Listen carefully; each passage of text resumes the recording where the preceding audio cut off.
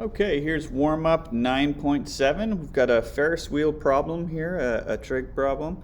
We're going to do some sinusoidal modeling here. Okay, so as a Ferris wheel turns, the distance the rider is above the ground varies sinusoidally with time. That means you could model it with a sine curve or a cosine curve. That's what that word means.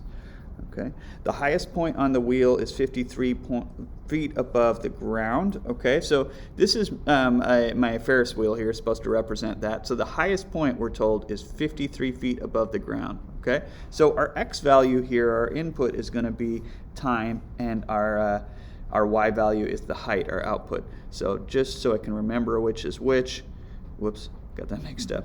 I've got time and then height, okay? So this 53 is telling me the height at the top of the Ferris wheel, so I know that's 53, okay? The wheel makes a full circle every 30 seconds, so that's talking about the time. So we're starting down here at the bottom at 0 seconds. It's going to take 30 seconds to reach the ground again, reach the bottom, okay?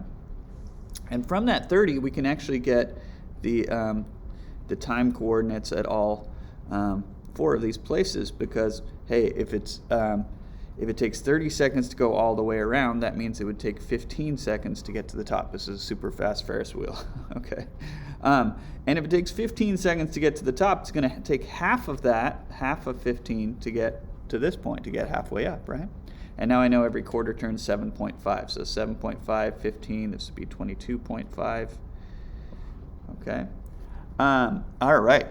So we've kind of we've dealt with that 30 seconds, and now it says it has a diameter of 50 feet. Okay, so the diameter is 50 feet, so that means the radius is going to be 25, right? So all of these distances are 25, and from that we can get the rest of the y coordinate. So if you think about the tops at 53, well, if this diameter is 50, if I subtract 50 from 53, that means this is going to be a height of 3 feet at the bottom. You might think it would be 0, but you know, in the Ferris wheel, the seat's not going to be touching the ground at the bottom. It would be raised up a little bit, because otherwise it would scrape the bottom. Okay, so now that we've got this height and this height, well, this height is halfway between, right? So I can average my minimum height and my maximum height like so. So that'd be 56 divided by 2, which is going to be 28.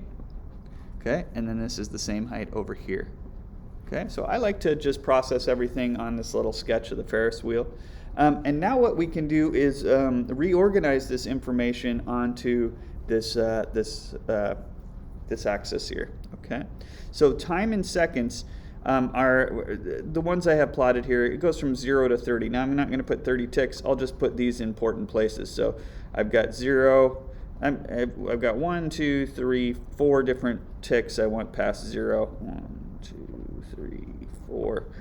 And I'll put those in. So I had 0 here, 7.5, 15, 22.5, and 30.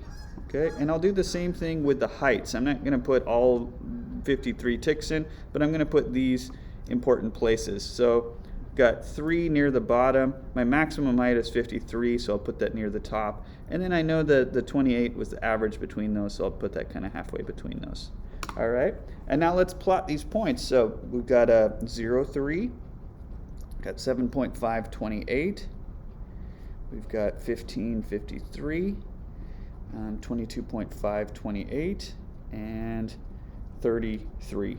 Okay, and this, if we were to plot other points in between, I think you would see pretty quickly that we've got a curve.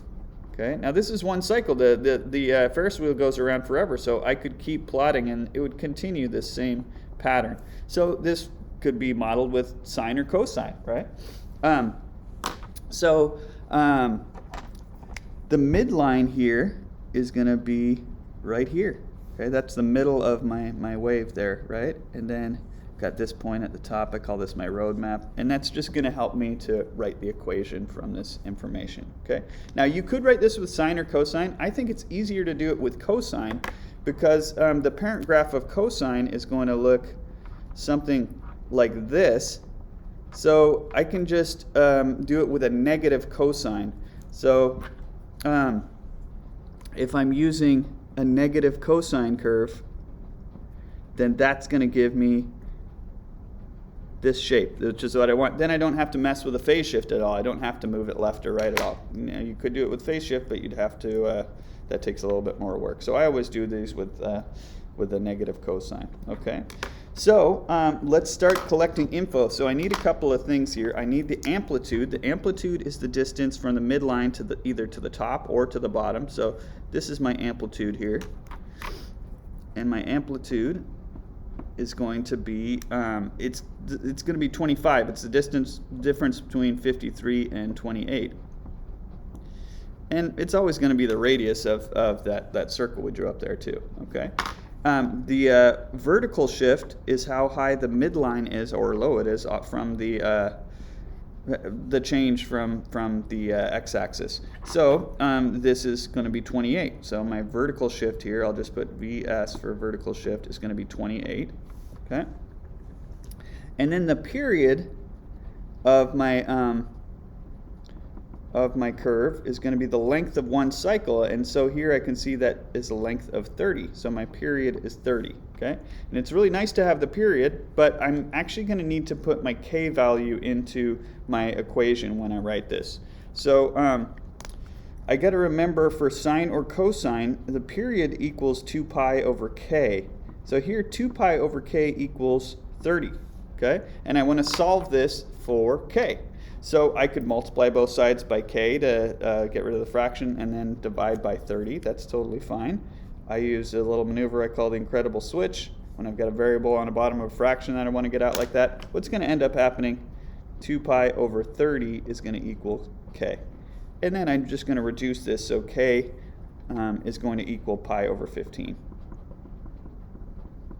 Okay, so I'm going to use these three pieces of info to write my equation, okay? So let's get to that. So my y value is going to be the height, remember? So I'm going to put, you could write this with y and x, I suppose, but I'm going to put an h in for a y value because it'll help me on the next problems, okay? And then my x value or my input value would be t for time. Okay, so I've got a negative cosine curve. I want to put in my amplitude. Amplitude is 25, so that would be the coefficient in that position in front of cosine.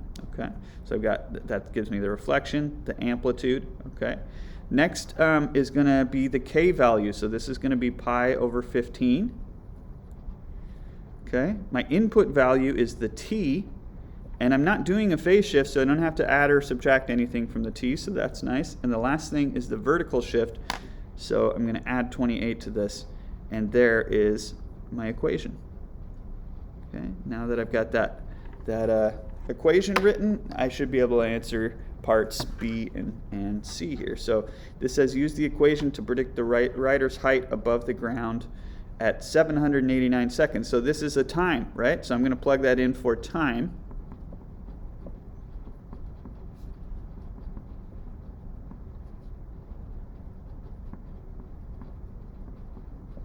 Okay, and I'm going to simplify this now. So what I'm going to do is this part first. I'm going to need a calculator for that. Okay. So another thing you want to be really careful about is that we want to be in radian mode on our calculator because this angle, this input, is in radians. Okay, so on one of these types of calculators, I hit mode, and I can see, oh, I'm in degrees. I want to be in radians, so I'll go and highlight that, hit enter, and then I'll go to quit, which is right above the mode button. And now I'm in radian mode. Okay, all right. So when I input this into my calculator, I'm going to write this. I could write this as 789 pi over 15, right? So I've got cosine of 789 pi over 15. Okay, and let's see what I get there. So I've got this number.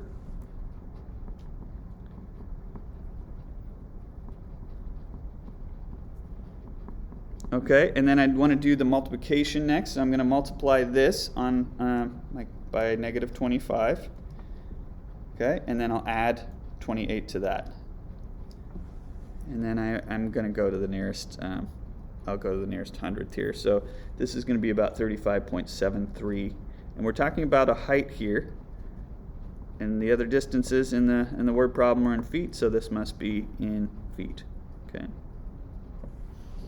Okay, part B is a little trickier because we're given the height this time, not the time. And so it's going to be a little less convenient to solve for the time. So let's see what happens. I'm going back to this equation, and I'm going to plug in 12.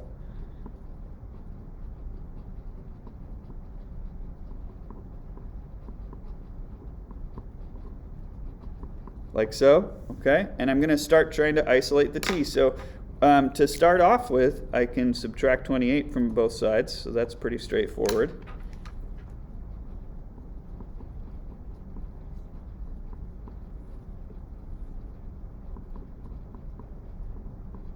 Okay, and now I can also get rid of the negative 25 just with my old school algebra techniques. I'm going to divide both sides by negative 25.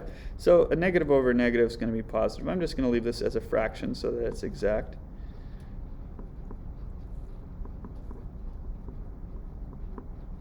Okay, now at this point, the only way I can get the contents of this of the cosine function out of there is by switching these two using inverse cosine. Okay, so those are going to switch positions.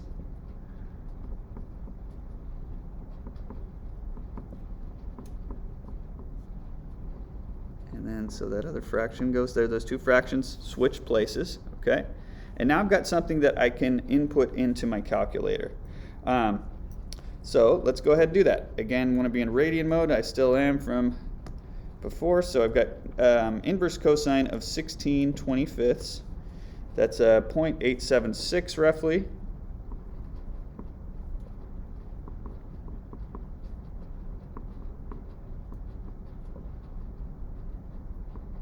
Okay, and now I want to get t isolated, so you could multiply both sides by 15 and then divide by pi. That would be fine. I'm just going to multiply by the reciprocal because that would cancel out the pi over 15 part. So I've got to do the same thing. Oops, same thing to both sides here.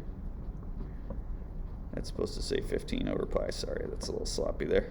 Okay, so let's see. Those will cancel.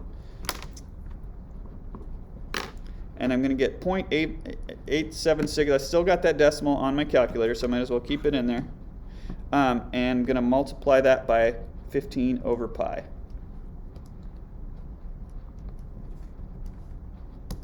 Okay, and then I've got 4.18. I'm going to round to the nearest hundredth again. Okay, now this says when is the first time that it will reach that height. And you can kind of just think about the Ferris wheel. We're looking for a height of 12. Well, if we're going to start at a height of 3, we're going to hit a height of 12 somewhere on our way to 28 feet. So we're going to hit, I don't know, somewhere in there. But you know, you'd reach that again over here, right? But the first time we're going to reach it should be between 0 and 7.5 seconds. So I know this is the one I want, so, right? So there will be another time we'll hit 12 feet shortly before 30 seconds. And we'll keep hitting that height over and over again every time we're getting to these two places. But this gives me the first time we'll reach that height. Okay, that's the end of the warm-up, and I'll see you next time.